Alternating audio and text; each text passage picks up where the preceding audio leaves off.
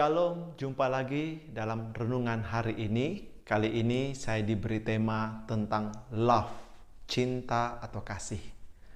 Banyak daripada kita mudah mengatakan love, mudah mengatakan I love you, mudah anak muda untuk mengumbar janji cinta. Begitu mudahnya kita mengumbar, terkadang membuat kita tidak mengerti, semakin tidak mengerti bahwa di balik kata cinta bukan hanya sekedar kata saja, bukan hanya sekedar ungkapan perasaan, tapi dibutuhkan banyak hal agar kita bisa tetap mencintai dalam kondisi apapun dan sampai selama-lamanya. Banyak daripada kita dan anak muda saat ini terlena dengan kata cinta.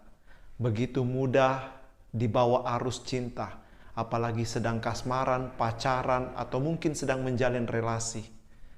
Tetapi pertanyaannya, berapa lama perasaan itu, cinta itu bertahan?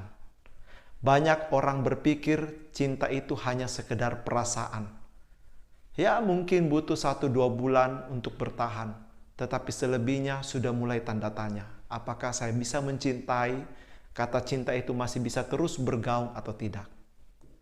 Kata cinta di sini ingin digambarkan tidak hanya sekedar sebuah perasaan saja, tetapi bagaimana dibutuhkan begitu banyak action, begitu banyak komitmen, begitu banyak tindakan yang perlu dilakukan agar cinta ini tetap bertahan dari awal hingga akhir. Hal ini juga dilakukan oleh Kristus sendiri. Karena begitu besar cintanya kepada manusia, Dia rela turun ke dunia untuk berkorban, untuk boleh memberikan yang terbaik, untuk boleh memberikan nyawanya untuk Anda dan saya. Sehingga kata cinta di sini tidak hanya sekedar kata, tetapi sungguh-sungguh bukti konkret, bukti nyata, suatu langkah aksi, dan sebuah keputusan untuk bisa terus mencintai. Karena banyak orang mencintai hanya karena sekedar perasaan, situasi tertentu, atau mungkin sedang happy. Tetapi dikala sudah mulai merasakan kesulitan, diterpa masalah, begitu banyak problema dan pergumulan, kadang orang membuat cinta itu mulai menghilang, merasa kehilangan cinta. Padahal yang mau dikatakan di sini, cinta adalah keputusan, bukan berdasarkan perasaan. Makanya Yesus datang ke dunia bukan karena seakan-akan merasa sekedar perasaan saja, bukan hanya temporer, tetapi betul-betul suatu langkah cinta yang dari hati yang paling dalam. Mau manusianya bertobat tidak bertobat, mau mendengar firman Tuhan atau tidak, Dia tetap mencintai Anda dan saya sepenuhnya tanpa cacat. Begitu juga seharusnya kita bisa mencintai sesama. Apalagi di dalam hubungan keluarga, sepasang suami istri, itu merupakan janji nikah kita, mencintai dalam segala keadaan. Makanya cinta di sini tidak hanya sekedar sebuah kata.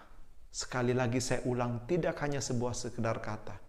Tetapi ada keputusan, ada langkah konkret. Sehingga kata cinta itu bisa bertahan dari awal hingga akhir. Mungkin kita tidak bisa bertahan dengan kekuatan kita sendiri.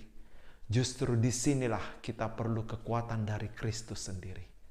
Karena hanya Kristus dengan kasih Tuhan memampukan kita untuk mencintai segala hal, baik keadaan buruk maupun untung dan malang, mungkin lagi senang-senang.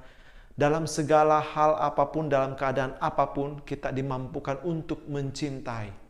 Sehingga cinta itu sungguh bertahan hingga pada akhirnya.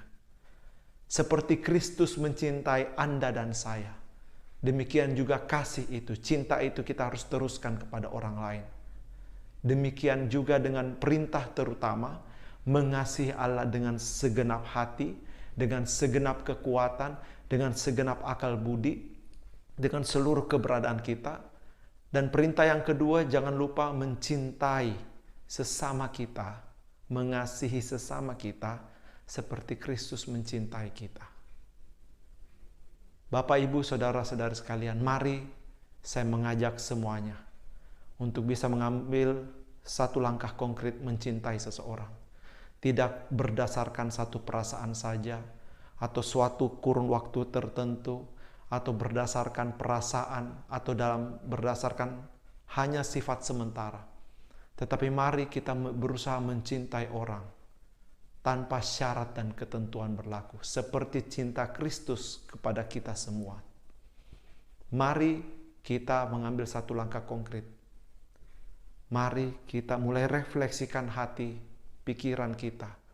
Apakah kita selama ini sudah mencintai dengan sepenuh hati, tanpa kondisi tertentu kepada seseorang, terutama pasangan hidup kita?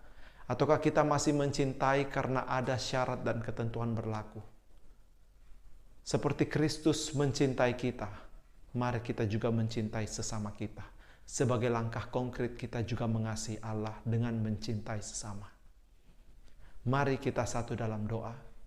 Atas nama Bapa dan Putra dan Roh Kudus. Amin. Allah Bapa di surga, terima kasih buat setiap cinta-Mu yang boleh Kau berikan pada diri kami. Engkau yang mencintai kami dari awal hingga akhir, Tuhan, tanpa batas, dengan sepenuhnya, tanpa syarat, dan Kau rela berkorban demi kami. Mampukan kami, Tuhan, untuk boleh mencintai sesama kami, agar kami tidak berdasarkan suatu situasi tertentu saja, tetapi melainkan bersumber dari cinta-Mu, Tuhan, kami boleh salurkan kepada orang lain, kepada sesama kami. Hamba-Mu juga berdoa dikala mungkin ada pasutri atau keluarga yang mungkin sedang diterpa masalah. Biarlah anggur baru, Tuhan, boleh tercurah dalam keluarga mereka. Sehingga kasih itu, cinta itu mulai bertumbuh kembali. Dan mereka boleh merasakan kehadiran-Mu. Mereka boleh mengandalkan Engkau. Dan mereka boleh terus berbuah di dalam Engkau. Berkati Bapak, Ibu, dan saudara-saudari sekalian yang boleh menikmati renungan hari ini. Biarlah kuasa Roh Kudus-Mu terus mengalir dalam hidup mereka, hati mereka. Penuhi hati mereka dengan cinta-Mu, Tuhan. Sehingga mereka bisa mengasihi, mencintai seperti Engkau mencintai kami. Terima kasih Tuhan Yesus, inilah setiap doa dan permohonan kami.